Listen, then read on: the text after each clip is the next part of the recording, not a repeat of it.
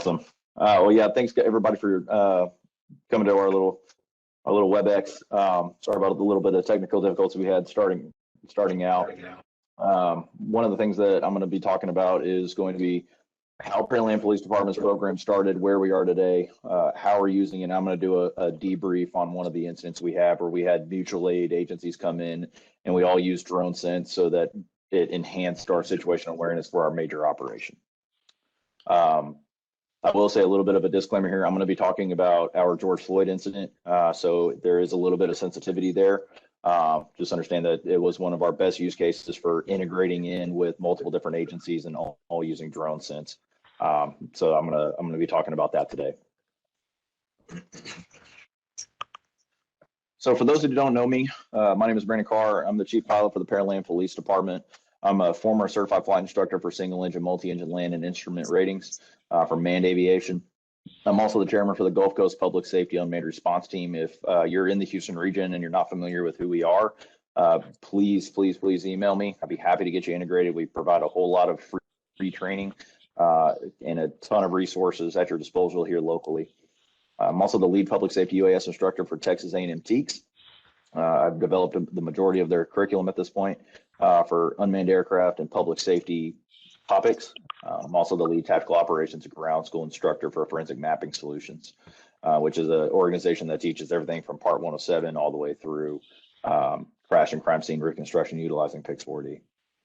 That's my personal cell phone. If you were to call me, text me or anything like that, like Mo City did just now saying I'm their hero, it'll ring up on this phone right here. And that is my email to my work email. If you need anything, don't hesitate to reach out. So the Pearland Police Department's program was founded in 2017. We had an autistic juvenile go missing. There was a 2 or 3 day search for that individual, and unfortunately he perished. We believed back in 2017 that had we had drones, we very likely could have found him sooner and possibly saved his life. So that was kind of a no-brainer for us, especially after a major incident like that. It's easier for most agencies to really understand the necessity of it because, you know, the injuries raw at that point. So we were able to get that pushed through. We started our program then. We currently have 7 certified pilots. We have FAA authorizations flying day or night anywhere in the greater Houston area. We actually have one of the largest jurisdictional waivers in the nation. Our area goes all the way up at College Station, goes all the way down to the Louisiana border, just north of Orange, cuts down the Louisiana border, follows the Texas border all the way down to Victoria, and then comes all the way back up. So if there's a major incident anywhere in the greater Houston area, we can go to it. We also have authorization to fly beyond visual line of sight through the tactical beyond visual line of sight waiver process. We're the second agency in the United States to get that, just behind Chula Vista. And we are one of the leaders of the Gulf Coast team. Some of the things that we utilize UAS for our major deployment point is search for person and overwatch. We deploy drones for most of our high-risk tactical operations, all of our canine deployments, especially when they're searching for person. Missing person events, we'll do them for search and rescue and search for suspects. We also use them for evidentiary purposes. We use drones to provide an aerial perspective. We'll also use them to obtain search warrants for pre-operations, for raids. We'll do 3D reconstructions of crime and crash scenes, and we'll also produce orthomosaics of large areas for major incidents like a SAR event or a major disaster. We'll also use them for special events, for crowd monitoring, traffic congestion, for QRF. In the event that we see something, we can deploy out, say, hey guys, we got something going on at the entrance over there. We got a fight. Somebody drank too much again. And we provide all of those secure live feeds utilizing DroneSense. When we go to any mutual aid, we provide them with a link so that they can pull up DroneSense anywhere, whether it's in their incident command vehicle, their mobile command, if they have a big unit, or even in the EOC back at the police department. So we provide that link out. So as we talked about, as I said a little bit earlier, I'm going to talk about our George Floyd incident. So if you're not familiar with it, George Floyd is buried approximately 200 feet away from my police department. This is my police department here, and he is buried right here. Oh no, excuse me, he's buried right here, just a little bit further out. So he's buried here in Pearland. We knew that we were going to have a pretty major incident We had several protests where we were called out for mutual aid for Houston Police Department. We went out there, provided them with a DroneSense link so that they could monitor crowd movements to make sure that they had a peaceful protest and that they were able to mitigate any risks that they may have by people who were trying to create an unpeaceful protest. So we ended up helping them out with that. Whenever we found out that George Floyd was going to be buried here in Pearland, I requested partnerships that I have built to institute a TFR, a temporary flight restriction, so that I could try to manage our airspace. We called in extra resources. That resource that we called in was Texas DPS, along with multiple other agencies to help us with crowd management and to make sure that we had a peaceful entombment for the family. So the red area that you're currently seeing is the TFR area that we set up. This was our incident management layer that we used utilizing ArcGIS Online. So for pre-op, we mapped all of the areas that we knew we were going to be launching from. So we utilized DroneSense to build out a flight plan. We mapped our one of our schools, which is where we had one team deploying from the roof of. We mapped the church where he changed out from the hearse that he was being sent down in to get into Pearland and onto the horse-drawn carriage that he was then transported to his final resting place. That transition happened here. We also mapped all of the cemetery that he was going to be entombed on that property, as well as overflow that they were going to use for crowds that want to participate in his entombment. We mapped that with the consent of the property owner so that we were in accordance with Texas Government Code 423. The reason that we mapped these is so that we can look at, hey, we mapped this day one. We know what's supposed to be there, what was there that day. So the next day when we could go back through and we comb through everything and say, hey, was that out of rocks already there, or was that back there before?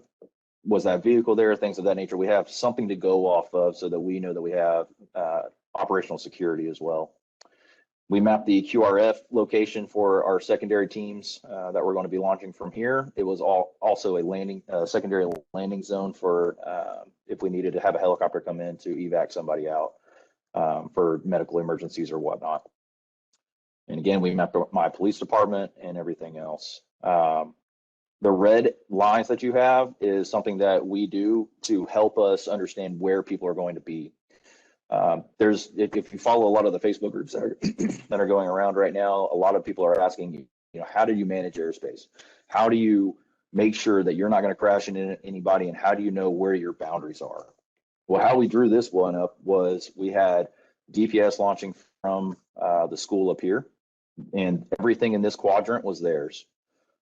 We launched from the police department, and so everything in this quadrant was ours. Border Patrol was able to assist us here, and then we needed DPS to also manage up here, but the way that we had that safe route for them to go was they flew south, and then they came around in this little section here. That way we knew that we had airspace mitigation as far as boundaries goes. We had lines of demarcation that we knew that they weren't, or lines of delineation they knew they were not supposed to pass. We also separated them up by airspace so that way we had our less efficient drones at the bottom of at the lower altitudes and our more efficient drones that are at higher altitudes so that they could safely fly over each other if need be in the event we had a major incident. So that kind of gives you an idea on what our operation looked like. Again, we had secondary landing zones in the event that we needed them. The primary landing zone was behind Dawson High School. And this was how we set up everything.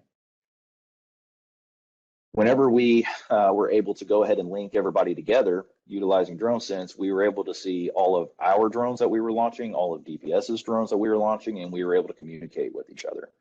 The great thing about that is DroneSense makes it very, very easy to be able to link in. So if we have other agencies in Houston that need to come in and they need to link in, we have another major incident, like let's say after this trial doesn't quite go the way that anybody wants it to go one way or the other, and we end up having more riots, we can link together and maintain that situational awareness. One of the great things I like about DroneSense is when you're doing mutual aid, if, for example, on Joseph's drone here, I can see where he is. I can see his battery life, the distance to pilot.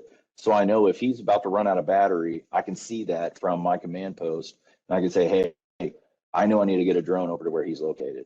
I know that he's going to need to come back and do battery swap. I want to make sure that I maintain that observation of what we're looking at over there for whatever incident that was, and I can manage that. That became crucial with the entombment because that day it was 109 degrees out with the heating index. Luckily, the only issues we had were people falling out from heat exhaustion. And utilizing the drones, we were able to pinpoint those people and say, hey, we just had a participant up along the street right outside the entrance of the funeral home or the cemetery just fall out. We need to get EMS out there. And EOC was able to look at our drone feeds, which you see in the top right-hand corner over here for Joseph's Mavic. They were able to see his feed. So that became very crucial. It was a huge force multiplier for us for situational awareness. And at this point, we do that for any of our ops, no matter how many drones we have. If we were to put multiple drones up in the air at one given time, I can have multiple cameras up. So here we have, hey everybody, we have Joseph's drone is located up in Austin. We have Ryan's drone taking a look at his awesome grill that he has, and up in Virginia.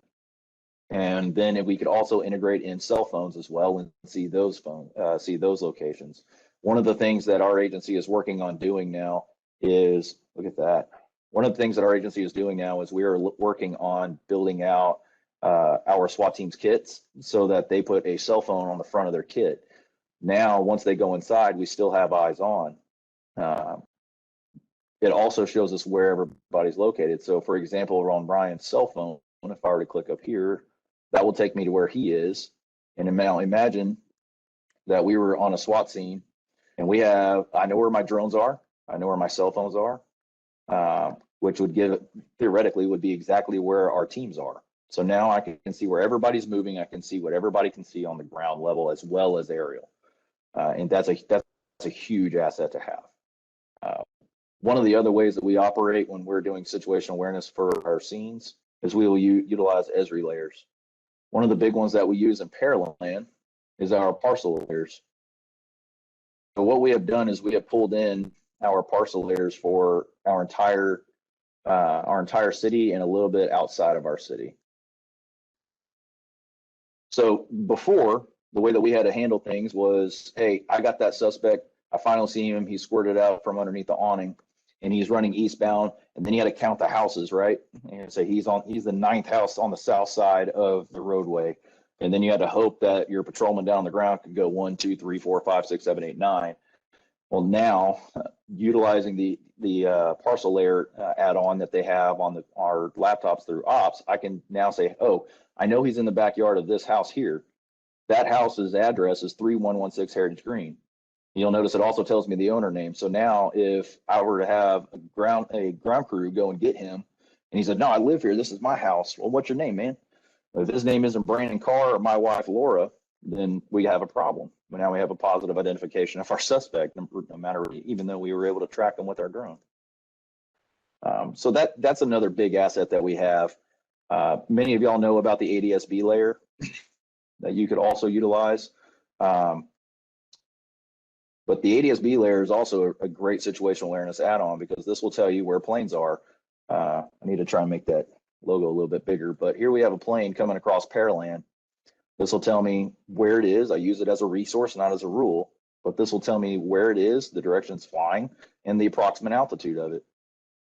So that can tell me if, hey, is this plane going to be or helicopter going to be at 200 feet, or is it going to be at 30,000? Do I need to worry about it, or do I need to start planning for when that plane comes into my area of operation, especially if this little plane over here is flying this way and my op is here? So it's an easy way to pay attention and know where things are. I also utilize Flight Radar 24. Typically, whenever I have our unit set up, I'm going to have Flight Radar 24 on the right side of my screen, and I'm going to have DroneSense up on the left side of my screen just to help me make sure that I maintain good situational awareness for that. So that's typically how our ops go. If we are going to be utilizing drones, we push it all through DroneSense. One of the easy ways to add deployments and to add support for your program is to provide this link out. So if you know you're going to be flying, what we do is we take a link for DroneSense, we put it into our CAD program, and we send it out to everybody and say, hey, this is the link, you can watch our flights. Because then supervisors and patrolmen realize, oh, they really can see a ton of stuff up there. Let's call them out for every scene we have now. And so it'll increase your deployments, which helps you get budget funding at the end of the year, especially if you're deploying a lot. So that is how we typically utilize ops. One of the other things that we do is we're kind of unique, as I've learned for some agencies. We utilize DroneSense for our in-house reporting. So we utilize OSSI for our back-end CAD for all of our incident reporting, case reports, and whatnot. What we'll do is we will type out our flight log report, and then we'll just copy and paste it into the supplement or the incident report for whatever we're typing up. DroneSense's little flight logs make it very easy. Since this is designed around Texas response, I'll go ahead and talk about Texas logs. If you have DroneSense and you haven't had this turned on yet for whatever reason, or get with Josh, get with Joseph, get with Ryan, whoever your main point of contact is, get with them to have this turned on. I'll show you a real quick rundown of our last one. Manville had a fatality back on 27th. I went out there to map that crash scene. Again, we fly everything in DroneSense, including our mapping incidents. So it made it super easy. The start of the response was 10:26 p.m. It pulled in, my last flight was at 10:38. Total flight time was 7 minutes and 25 seconds. The aircraft that I used was the Forensic Mapping Solutions Mavic 2 Pro for that operation. A lot of this information that you're about to see is automatically loaded, which is really nice. Once you complete the scene, as long as you have internet access, it automatically sends the log. So if you're a program administrator, like I've been, you don't have to worry about your guys waiting to type in the really nice for guys like me. The flight details, it tells you if it's nighttime landing, takeoff, goes into the call information. This is an easy way to track how efficient your team is and how effective your team is, to track on who called you out for reporting purposes. I put that information in there. Was this information collected on an individual residence? That's a 423 requirement. You have to report that stuff and send out to leave my supplement on my case. So if you don't have that, I highly, highly recommend it. We also track our pilots in here. This helps us keep track of everything. The new training module got built out, and they've done I know DroneSense has done a few trainings on these now. We're using these as well. It helps us track to find out who's up to date on their training. We have it built in a policy that they have to participate in so many trainings per quarter so that they maintain their proficiencies. But this is an easy way to see if they're up to date on the training, when the last time they flew was. All my guys have flown recently, which is great. Going into the training module, these are our trainings that we require per policy. We have an annual basic flight proficiency course, which is our NIS course. We have a mapping training currency, night operations, our Part 107 guys. This is how I make sure that all of our guys have taken their 107 tests and they're up to date. And then we also have a search for person training, which is great. Going into our annual basic flight skills, we have linked our document to this. What that does is, if I were to click on that and download it and show it to y'all, it basically is a rundown of what standard I am forcing our guys to fly to, which is a add-on to the NIS course. It's good for 1 year. I got 2 members on there. Currently, me and Henry are active. If I want to assign my new pilots, all I have to do is click assign member, scroll down and click on the ones that just completed the course, which is going to be Bert and Ubri. Now I have my pilot selected. They flew today, or excuse me, they flew yesterday. So if I'm going to change that to the 31st, now everybody's the 31st, assign members. Now everybody is current. I know that they have 11 months and 19 days for him to fly the course again, and he's got 11 months and 28 days to fly the course again. It expires on this date. They all have access to this, so they know when they need to go fly the course again. It also updates on their HUD up here for their pilot placard, which makes it even easier just to go and track, because I can just see, do they have the dot or do they not have the dot? As a program administrator, I keep eye on our hardware, more importantly than anything, the batteries, to make sure that they aren't overloading a certain battery set more so than another. Easy way to see this is my Matrice batteries here for the M210 series. I have my Echo set. They have flown 7 times. It's got 0.97 hours on that set, comparatively to the B set, which they have flown 7 times as well, and it's eerily similar. So I know if they're just going to continue to use these two, I'm good with it. I don't have to worry about them. Conversely, I know the alpha set's in here somewhere.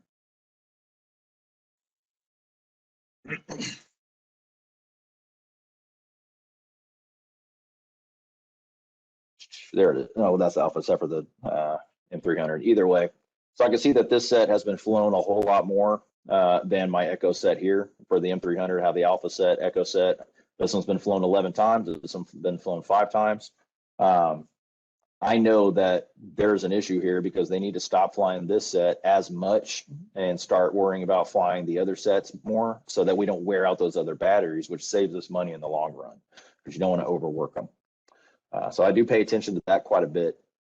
Going into maintenance, this is something that I'm working out. So it's a work in progress. Y'all get to see that. Recently, DJI finally pushed out all of their maintenance schedules for their drones and what they recommend you do every so often. I'm literally transcribing the M300 manual, which was a few pages. This is the actual PDF version of it, and I'm putting it into our maintenance here. This is the M300. There's currently 15 steps. There will be more later. I need to update that time because I've learned that it's more than 60 minutes. When it was created and how it's going to work. Whenever I go into perform the maintenance, so let's say I need to do a maintenance check on that drone, I'm going to tell it which one I'm going to do the maintenance check on, which is the M300. And this tells me, all right, I'm going to complete the maintenance for my drone here. The structure, when I click on that, it tells me what I have to do. If I'm not doing it, I know somebody else can do it to the same standard I am. Once they've completed that, they'll do the drop down, they'll pass or fail. If it's failed, they need to pull it out of service until it gets fixed. So that's a quick rundown. Each one of these are literally transcribed straight from what DJI said. It is painstaking and it takes a while. So that's why it isn't quite done yet. But thank you, DJI, for finally pushing that stuff out. Safety, that's something that I think they're still working on. We had one M300 crash recently, if y'all are familiar with that. Turns out the drone did not find a light pole, and one of our students smoked our M300. Good news is it's about to get replaced. Thank you, Linkdall. Resources, this is where we save all of our documentation that I want our guys to have at any given time, no matter where they are. This is the M300 maintenance documentation, the registration information for the M300 as required by FAA regs, mini registration, our blanket Class G COA information, our Part 107 airspace authorization, and our proficiency standards are all in here. And again, these are just something that you have in your resources tab that if you click on it, my guys can download it right there in the field, and they'll have the actual document with them. So that helps them be compliant, especially with the new laws coming out where we have to have everything readily available for upon review or upon request from even local law enforcement at this point. And then as a program administrator, I use this. Most of my other guys don't have access to this stuff. If you're a program admin, then great. It's an easy way to add. I do recommend everybody do is create a guest account so that it's very, very limited. It's an easy login for people that you want to not have full access to everything, but be able to watch Ops Center. So that's an easy way that we got around being able to link in to have other people watch our stuff, like especially on mutual aids. So that's how Pearland Police Department is utilizing drones, DroneSense. If you're not familiar with how mutual aid goes, whenever you set up your system. Under flights and missions, you click on the missions tab right here. And here you can create any mission that you want, depending on what you think your agency would utilize. So we created a mutual aid mission. When you click on, just add a new mission, create this. Down at the bottom here, you'll have a mission code. Make sure that you update your mission code, because if it's expired, it's not going to work. You will have to update that as you have new missions. And you just provide that to whatever agency is coming to you that also utilizes DroneSense. Whenever you turn on your remote, it asks you what mission typing category do you want to fall under, and you just click add code, dump that code in there, and then we link. And that is exactly how Ryan and Joseph are tied into mine. This is Pearland Police Department's operation. This is our HUD. This isn't a DroneSense HUD, and they're tied into mine by utilizing that code. So once you're in, that makes it super simple. So if you build out your mission typing, it makes it easy, and it makes it easy to categorize your flights. But all you have to do is just make sure that you have the mission code turned on, and you can set the dates on these within parameters. So that's my spiel on how Pearland is utilizing. Yeah, I really wanted to thank Brandon for doing this with us. I think I hope it's really valuable to everybody out in the Houston area, and then everybody else that's watching as well. If you guys have any questions at all about the platform going forward, if you want to talk pricing, if you're interested in getting a trial set up, anything like that, feel free to reach out to me. My email address is joseph@dronesense.com, or you can send an email to sales@dronesense.com. And just mention this webinar, and then I'll make sure to get you all the information we need. Again, Brandon, thank you very much for doing this. We really appreciate it. Yeah, thank you all. This was fun. And everybody, y'all have my cell phone. Y'all have my phone number. Don't hesitate to reach out day or night, preferably night, because I work nights. Yeah, don't hesitate to reach out if y'all need anything. I'm here. Well, great. Well, thanks everybody. This has been great. It's remarkable to me how I will continually learn things about our own platform when you walk through it, Brandon. So thanks a ton for your expertise and sharing that with us, and also just the real world use cases. Yeah, it's really a pleasure to be part of.